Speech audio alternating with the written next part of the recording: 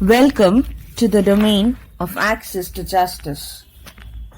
What is access to justice? The name verily implies it. Justice which is very accessible. The aim of access to justice is to reach justice early by legal proceedings. The delivery of justice should be impartial and non-discriminatory. As per the UNCRPD, persons with disability should be given the same rights as everybody else. And as per the 2030 Agenda of Sustainable Development, it promotes the rule of law and ensure equal access to justice for all.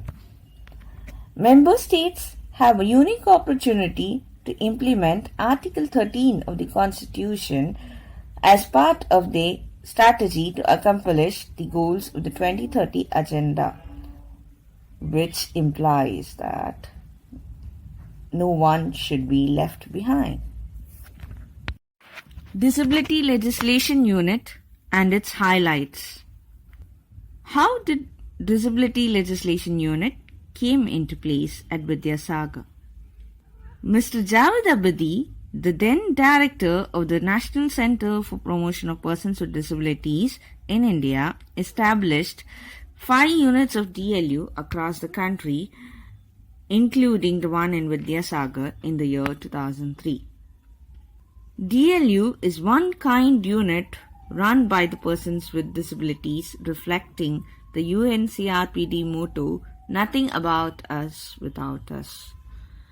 The unit focuses on influencing both policymakers and the grassroots level communities to change perceptions of disability in the society through awareness programs, and it also runs a legal aid clinic for persons with disabilities. The DLU department at Vidya Sagar is led by Ms. Omul Khair, a lawyer by profession. She coordinates the activities of the department. She is also a member of the Disability Rights Alliance, with whom we often collaborate.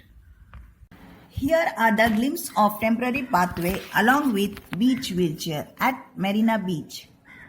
We have initiated and have been working with the Greater Corporation of Chennai to make Marina Beach accessible and facilitate a temporary pathway for wheelchair users till the water, which is open to all on the occasion of World Disability Day.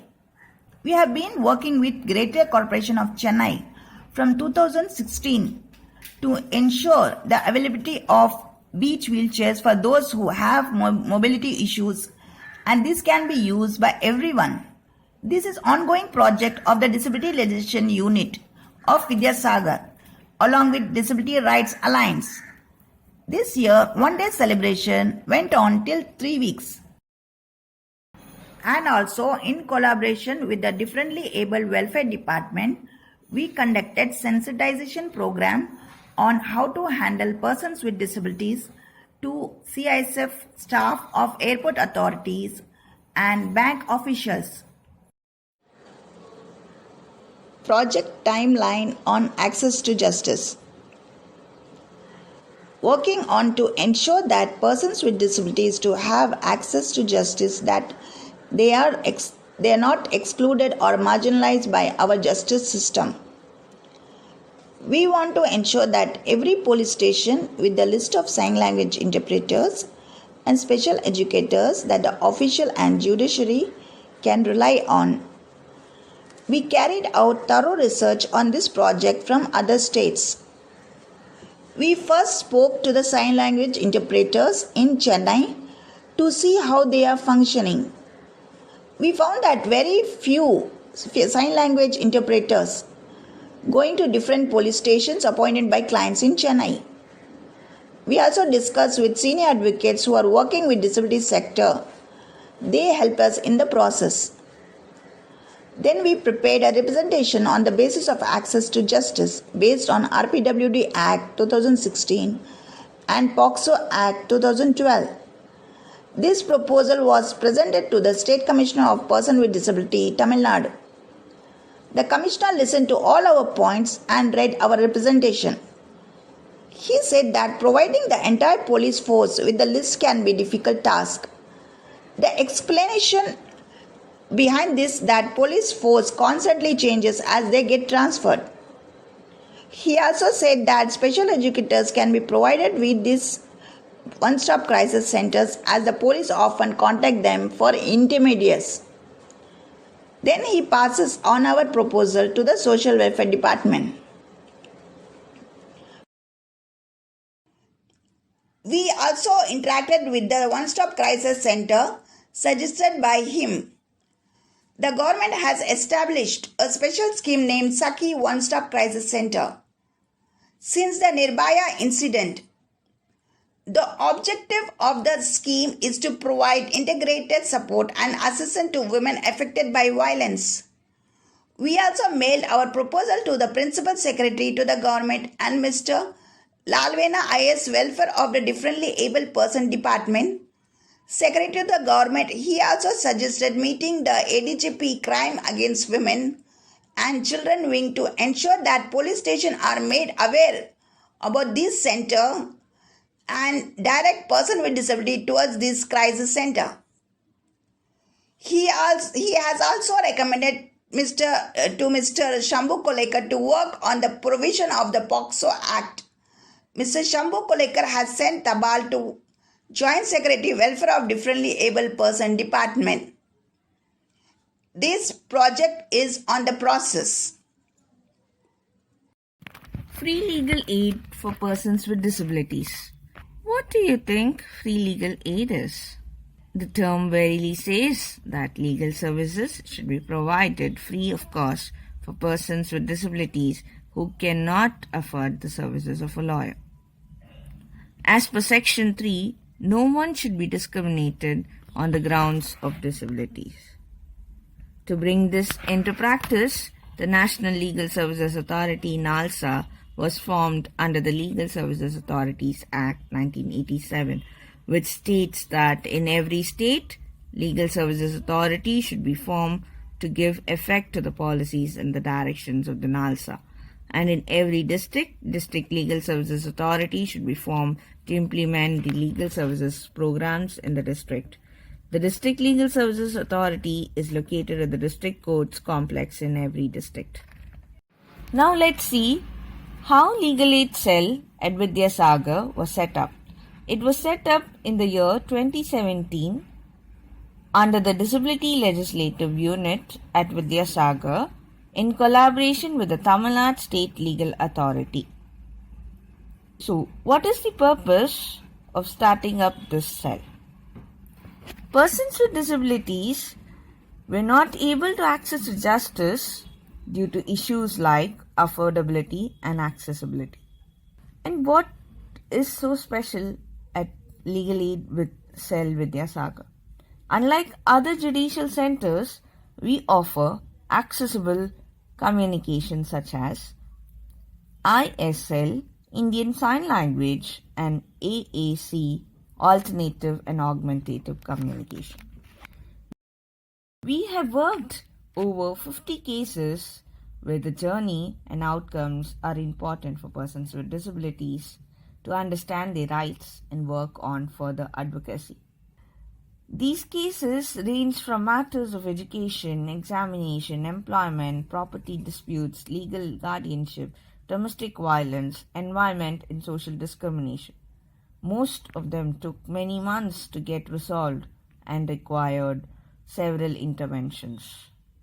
Legal aid in India is free of cost, and legal aid cells can also be replicated so that more people can easily resolve important issues that are a barrier in their life. We also offered virtual consultation to clients during the pandemic. Here are the few glimpses of our DLU activities at Vidya Sagar. The first is the Legal Aid Day celebration with the lawyers in sensitizing them about the perspective of disability.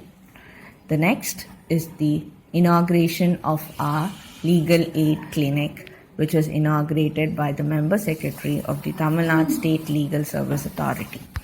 We have 4 modes of approach: social media, word of mouth, phone and emails, referrals. Neighborhood harassment. Case 1. The client with disability who is under medical treatment runs a tailoring unit, and also she was offered to be a team leader at nearby educational organization for children. Due to jealousy, she got harassed by her neighbors. Because of this, she tries to commit suicide. Then they approached us.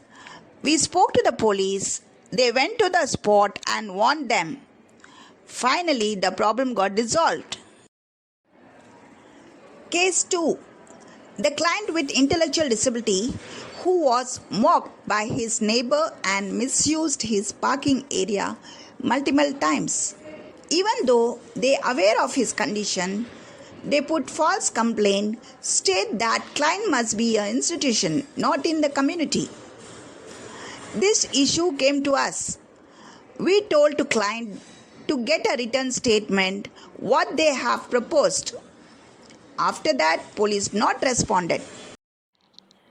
Section 92 in the Rights of Persons with Disabilities Act 2016 says that whoever intentionally insults or intimidates with intent to humiliate a person with disability in any place within public view, assaults or uses force to any person with disability with intent to dishonor him or outrage the modesty of women with disability, having the actual charge or control over a person with disability, voluntarily or knowingly denies food or fluids to him or her, shall be punishable with imprisonment for a term which shall not be less than 6 months, but which may extend to 5 years and with fine. Accessible and inclusive education. Case 3. Client has been running a school for children with disabilities under proper rules and regulation. They shifted to a new site due to floods. The client had applied for a sanitary certificate. The new neighborhood was supportive except for one individual. The individual verbally abused the client and blamed them for causing noise pollution. They also submitted a writ petition against the client's school to the State Commissioner, Zonal Officer and Commissioner of Police. Client's sanitary certificate was delayed a lot due to this. We visited the zonal office, which did not even have a lift. We had to sensitize them about RPWD Act, rights to education and right to life. Then soon the client got the sanitary certificate. Case 4. A client with visual and hearing impairment had applied for TNPSC examination and UGC NET, requested to have a Braille question paper. They approached the public information officer, who replied that there is no such provision. Coming over to our approach, a petition was filed to access question paper in Braille. The interim order was passed by Madras High Court directing the UGC to provide question papers in Braille to all candidates with visual impairment as mentioned in the PWD Act 1995. According to RPWD Act, Chapter 3 says that provide reasonable accommodation for their particular requirements. Ensure the education to the person with disabilities is important in the most appropriate language and mode of communication. Employment discrimination. Case 5. 3 persons with disability were appointed as a lift operators with the basic salary. They are the sole breadwinners of the family. Even though management seemed satisfied with their work, they were terminated without prior notice. The client submitted a complaint to the cancellation officer. The management appeared and gave a false report. Hence, there was no settlement by the cancellation officer. Management has not complied with the equal opportunity for policy, which was a violation under the RPWD Act 2016.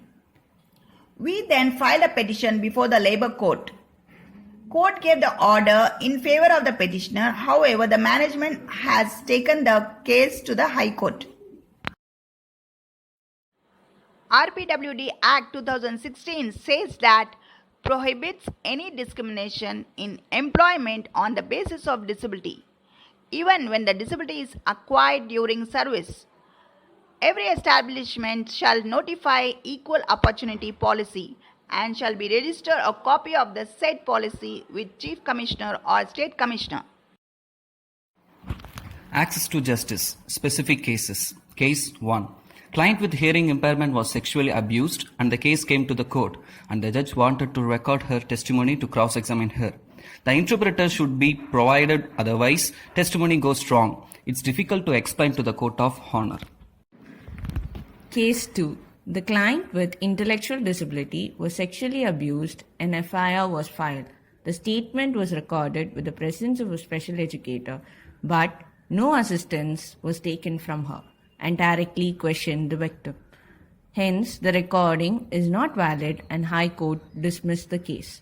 Police authorities approached the Chief Metropolitan Magistrate to nominate another magistrate, preferably a woman, to record the statements of the victim along with the educator.